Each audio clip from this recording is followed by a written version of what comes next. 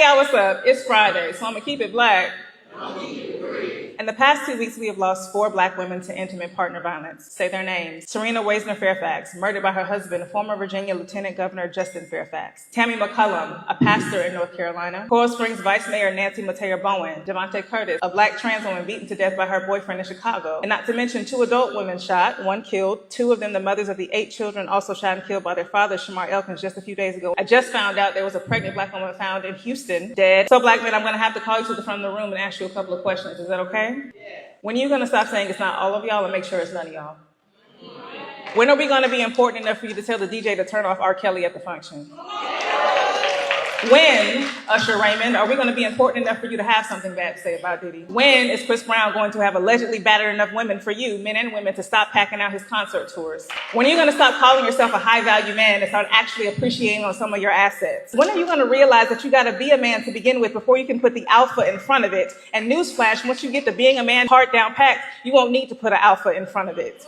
When are you going to stop channeling all the rejection you receive from the rest of the world onto me when I say no?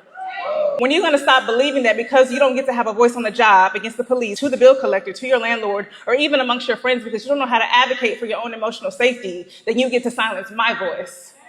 When are you going to stop unleashing all the anger pent up inside of you onto me? Talking about I'm emasculating you when you get on your knees for capitalism every chance you get?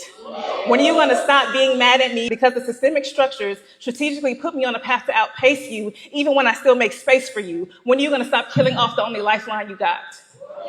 Answer me. And I'm not asking why, because the type of men I have to ask why always have answers routinely rooted in patriarchy and white male dominance theory, and Frantz Fanon might have been right about y'all specifically with your black skins and your white masks. I'm done asking why, I'm asking you when. How long is it going to take for you to realize we are all you got? How long is it going to take for you to wield your influence on each other and the women that need your approval for the betterment of the whole of the group? How long until you realize that you will continue to suffer at a much greater degree at that, the longer you refuse to work in tandem with us? Because no matter what them white folks tell you, I hate to break it to you, you were never designed to work on top of us.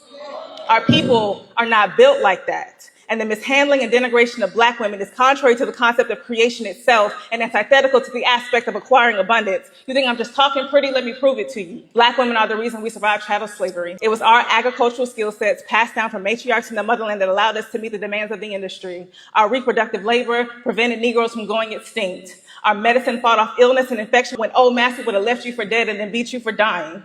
Black women taught an entire generation of black people how to read after slavery. Black women organized and executed every mainstream boycott that you can think of. Black washerwomen organized to get some respect on their names so they could bring in some extra income to support the household they still had to run when they got off of work to take care of you and your kids. Black women taught black kids how to protect themselves physically and mentally as they integrated school so they could keep going to school and make something out of themselves to make something out of your sacrifice. Black women have been working polls, doing voter registration and education since the civil rights movement. Just ask my grandma from Camden County, North Carolina, who drove the school bus my daddy rode to school on, was a cafeteria lady during the day, still found time to make sure he had a home-cooked meal, and so too did the people down to the church house before they went to work to the polls every election season. 92% of black women voted for a presidential candidate that had a plan for black men, while 22% of you argued about whether or not she was black, refused to listen to D.L. Hughley when he made his mistake, and pledged your allegiance to somebody who signed their name on a check they did not want to give you anyway. We show up for you. We are your army. And you shoot us down like enemies and treat it like it's friendly fire, and your mama ought to be shamed.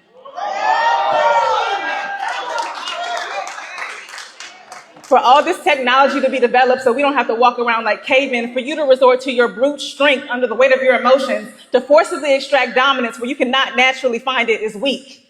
It should tell you that you cannot naturally dominate black women.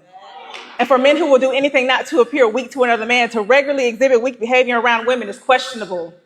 We are in the middle of a revolution and you are showing us you're too scary to show up where it counts. But black women do not have the luxury of being afraid. Let me go back for a second here. Do you know why black women were so integral to the civil rights movement? It wasn't just because we were black too and experiencing all the racial terror and disenfranchisement. It was because we were getting raped. Economic intimidation and lynching affected everybody, and a lot of people don't talk about it, but systemic racialized sexual violence against black women endured well past enslavement. So it wasn't just about empowerment and access to resources, it was about agency and access to safety. You want to talk about Claudette Colvin Cool or Mary Louise Smith and all the other men and women before Rosa Parks, but you need to talk about Reese Taylor. And you may not know her name, but don't play with me. You've always known black women face sexual violence from white people on top of facing it from you. So if you knew that the whole time, I have to ask you, is it envy? Are you so willing to dispose of us because you know exactly how much we've been through, but can't understand how we've been able to excel so far in spite of? Interesting. Well, instead of choosing jealousy and doing the white man's dirty work for him, why not choose a smart thing, us, and learn from the best people to ever do it? Thank you.